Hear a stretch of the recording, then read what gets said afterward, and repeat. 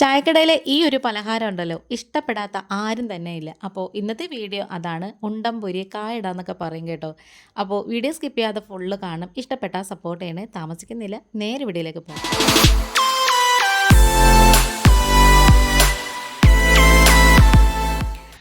അപ്പോൾ അതേ ഞാനിവിടെ ഒരു പാത്രം എടുത്ത് വെച്ചിട്ടുണ്ട്. അതിലേക്ക് 1 കപ്പ് ഗോതമ്പ് പൊടി ഇട്ട് കൊടുക്കുവാണേ.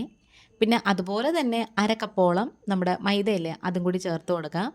പിന്നെ നല്ല ക്രിസ്പിനെസ് കിട്ടാൻ വേണ്ടിയിട്ട് 2 ടേബിൾ സ്പൂണ് റവയും കൂടി ചേർത്ത് കൊടുക്കുക. റവ വറുത്തതോ വറുക്കാത്തതോ ആയാലും കുഴപ്പമില്ല. നിങ്ങളുടെ കയ്യിൽ ഏതാ ഉണ്ടെന്ന് വെച്ചാൽ അത് ചേർത്താൽ മതി. ഇനി ഒരു നുള്ളു ഉപ്പ് ചേർത്ത് കൊടുക്കാം. പിന്നെ അതുപോലെ തന്നെ കളറിന് വേണ്ടിയിട്ട് കുറച്ച് മഞ്ഞൾപ്പൊടി, അതും ഒരു നുള്ളു മതി. പിന്നെ 1/4 ടീസ്പൂണിൻ്റെയും പകുതിയോളം നമുക്ക് ബേക്കിംഗ് സോഡയും കൂടി ചേർത്ത് കൊടുക്കാം. ഇനി ഇതൊക്കെ നന്നായിട്ട് ഒന്ന് മിക്സ് ചെയ്തെടുക്കണം. ഒരു സ്പൂൺ കൊണ്ടോ ഫോർക്ക് കൊണ്ടോ അല്ലെങ്കിൽ കൈ കൊണ്ടായാലും മതി. നന്നായിട്ട് ഇങ്ങനെ എല്ലാം കൂടി ഒന്ന് യോജിപ്പിച്ചെടുക്കണം. ഈ പൊടികളെല്ലാം കൂടി നന്നായിട്ട് മിക്സ് ചെയ്ത് യോജിപ്പിച്ചെടുക്കണം. അതങ്ങ് മാറ്റി വെച്ചേക്കാം. എന്നിട്ട് നമുക്ക് മിക്സിയുടെ ഒരു ജാർ എടുക്കാം. അതിലേക്ക് നന്നായിട്ട് പഴുത്ത ഈ ഒരു പാളയംകുടം പഴമുണ്ടല്ലോ, ആ ഒരു പഴമാണ് എടുക്കുന്നത്. ഇതിന് ഈ ഒരു പലഹാരത്തിന് ഈ ഒരു പഴമാണ് കേട്ടോ വേണ്ടത്. അപ്പോൾ കൂടുതൽ പഴം ചേർക്കാനും പാടില്ല, കാരണം ഇത് എണ്ണ കുടിക്കും. അതുകൊണ്ടാണ്. അപ്പം ഇത്രയും അളവിന് ഞാൻ എടുത്തിട്ടുള്ള ഈ ഡ്രൈ ഇൻഗ്രീഡിയൻസിന് 3 പഴം തന്നെ ധാരാളമാണ് കേട്ടോ. ഇനി നമുക്കൊരു 5ഓ 6ഓ ഏലക്കയും കൂടി ഇതിലേക്ക് ചേർത്ത് കൊടുക്കാം. ഇനി നന്നായിട്ടതൊന്ന് അരച്ചെടുക്കണം. നല്ല പേസ്റ്റ് രൂപത്തിൽ അരച്ചെടുത്തിട്ടുണ്ട്. ഇനി നമുക്കിത് കുറച്ചായിട്ട് ഇതിലേക്ക് അങ്ങ് ഒഴിച്ചു കൊടുത്തിട്ട് നന്നായിട്ട് ഇങ്ങനെ ഒന്ന് മിക്സ് ചെയ്തെടുക്കണേ. ഈ ഒരു പലഹാരം ഇഷ്ടപ്പെടാത്ത ആരും തന്നെ ഇല്ല കേട്ടോ. എൻ്റെ ഒരു പേഴ്സണൽ ഫേവറേറ്റ് ആയിട്ടുള്ളൊരു സംഭവമാണ് കേട്ടോ ഈ ഒരു ഉണ്ടം പൊരി എന്നൊക്കെ പറയുന്നത്. ഞങ്ങൾ കൊട്ടാരക്കരയിൽ ഇതിൻ്റെ പേര് ശരിക്കും പറഞ്ഞാൽ ഗുണ്ടെന്നാണേ. ഇനി നമുക്കിത് 1/4 കപ്പോളം ശർക്കരപ്പാനി ഒഴിച്ചു കൊടുക്കാം. പഴത്തിന് നല്ല മധുരമുണ്ട്, അതുകൊണ്ട് തന്നെ നമുക്കിത് ശർക്കരപ്പാനി ഇതിലും കുറച്ച് മതിയെങ്കിൽ കുറച്ചായാലും മതി. പക്ഷേ ഇത് നല്ല കറക്റ്റ് ഒരു ടേസ്റ്റാണ് കേട്ടോ, മധുരം. ഇനി നമുക്ക് ഇതൊന്ന് മിക്സ് ചെയ്തെടുക്കണം. നമ്മളിത് മിക്സ് ചെയ്യുമ്പോഴത്തേക്ക് നമുക്ക് കുറച്ച് വെള്ളം നനവ് കൂടുതലാണെന്ന് തോന്നുന്നെങ്കിൽ കുറച്ച് ഗോതമ്പ് പൊടിയും കൂടി ചേർത്ത് കൊടുക്കാം. ആ ഒരു കൺസിസ്റ്റൻസി, ആ ഒരു പരുവം ആകുന്നത് വരെ നമുക്ക് കുറച്ചായിട്ട് ഗോതമ്പ് പൊടി ചേർത്ത് കൊടുക്കാം. അതിനങ്ങനെ പ്രത്യേകിച്ച് അളവൊന്നുമില്ല. നമ്മളൊന്ന് ഉരുട്ടി കിട്ടുമ്പം നമുക്കൊരു പാകം വരണം. ആ ഒരു പരുവത്തിനുള്ള പൊടി ചേർത്ത് കൊടുക്കാം. പിന്നെ കുറച്ചൊരു 2 നുള്ള് ജീരകം കൂടി ചേർത്ത് കൊടുക്കാം. പിന്നെ കുറച്ച് തേങ്ങാക്കൊത്തും കൂടി ചേർത്ത് കൊടുക്കാം. അപ്പം നമ്മൾ ഉണ്ണിയപ്പത്തിന് ചേർക്കുന്നത് പോലെ തേങ്ങാക്കൊത്ത് നെയ്യിൽ വറുത്തൊന്നും ചേർക്കണ്ട. ഇങ്ങനെ ഇട്ടാൽ മതി.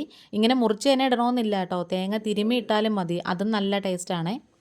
ഇനി ഇത് നന്നായിട്ട് ഇങ്ങനെ ഒന്ന് മിക്സ് ചെയ്ത് കുഴച്ച് പരുവപ്പെടുത്തി എടുക്കണം.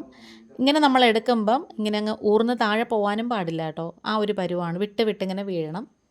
ഇനി നമുക്കിത് റെസ്റ്റ് ചെയ്യാൻ വേണ്ടിയിട്ട് 2 മണിക്കൂർ മാറ്റി അങ്ങ് വെച്ചേക്കാം. അങ്ങനെ കുറച്ച് സമയം ഇരിക്കുമ്പോൾ മാവൊക്കെ ചെറുതായിട്ടൊന്ന് പുളിച്ച് വരും, കാരണം നമ്മൾ ബേക്കിംഗ് സോഡയൊക്കെ ചേർത്തിട്ടുണ്ട്. അങ്ങനെ ദേ കുറച്ച് നല്ല സോഫ്റ്റായിട്ട് വന്നിട്ടുണ്ട്. ഇനി നമുക്ക് എണ്ണച്ചട്ടി അടുപ്പിൽ വെച്ച് കൊടുക്കാം. ഇതിലേക്ക് നമുക്ക് എണ്ണ ഒഴിച്ചു കൊടുക്കാം. അപ്പോൾ ഈ വീഡിയോയിൽ ഇഷ്ടപ്പെടുകയാണെന്നുണ്ടെങ്കിൽ നിങ്ങളൊന്ന് സബ്സ്ക്രൈബ് ചെയ്ത് സപ്പോർട്ട് ചെയ്യണേ. നമ്മുടെ ഈ ചാനലിൽ കുറേ നല്ല റെസിപ്പീസൊക്കെ ഇട്ടിട്ടുണ്ട്. കഴിഞ്ഞ ഒരാഴ്ച എൻ്റെ വീഡിയോ ഒന്നും കയറിയിട്ടില്ല. ഭയങ്കര വിഷമമായിരുന്നു കേട്ടോ. അതെന്ന് വെച്ചാൽ ആട്ടോ ഡബ്ഡ് എന്ന് പറയുന്നൊരു സംഭവം ഓണായിട്ട് കിടന്നതായിരുന്നേ. അപ്പം പലർക്കും എന്നെ വിളിച്ച് തന്നെ കുറേ പേര് പറഞ്ഞിട്ടുണ്ടായിരുന്നു വീഡിയോ കാണുമ്പോൾ എല്ലാം ഇംഗ്ലീഷിലാണ് കേൾക്കുന്നതെന്ന്. അപ്പം എന്തായാലും നമ്മളെപ്പോലെ സാധാരണക്കാർക്ക് എന്തായാലും മലയാളമാണല്ലോ ലാംഗ്വേജ് പെട്ടെന്ന് മനസ്സിലാവുന്നത്. അങ്ങനെ കുറേ പേര് എനിക്ക് തോന്നുന്നു കാണുന്നില്ലായിരുന്നെന്ന് കേട്ടോ. ഇപ്പം എന്തായാലും അത് മാറ്റിയിട്ടുണ്ട്. പഴയതുപോലെ മലയാളം തന്നെയാണ് കാണുന്നത്. അപ്പോൾ എല്ലാവരും കണ്ട് സപ്പോർട്ട് ചെയ്യണേ. ഇനി നമുക്ക് കുറച്ചായിട്ട് ചെറിയ ബോൾസായിട്ട് ഉരുട്ടി നല്ല എണ്ണ തിളയ്ക്കുമ്പം അതിലേക്ക് ഇട്ട് കൊടുക്കാം. നല്ല ചൂടോടെ വേണം നമുക്കിത് ഇട്ട് കൊടുക്കാൻ. പിന്നെ നമുക്ക് മീഡിയത്തിലും ലോയിലും ആയിട്ട് തീ ഒന്ന് അഡ്ജസ്റ്റ് ചെയ്തിട്ട് തിരിച്ചും മറിച്ചും ഇട്ട് നന്നായിട്ടിങ്ങനെ ഒന്ന് മൊരിയിച്ചെടുത്താൽ മതി.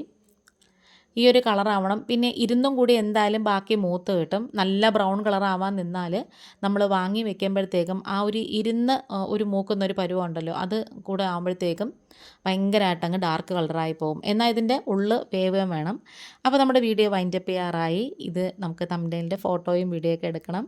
ഇതുപോലെ വാഴയിലയിൽ എടുത്ത് വെക്കുമ്പം ഒരു നൊസ്റ്റോ ഫീലിംഗ് അത്ര തന്നെ കേട്ടോ.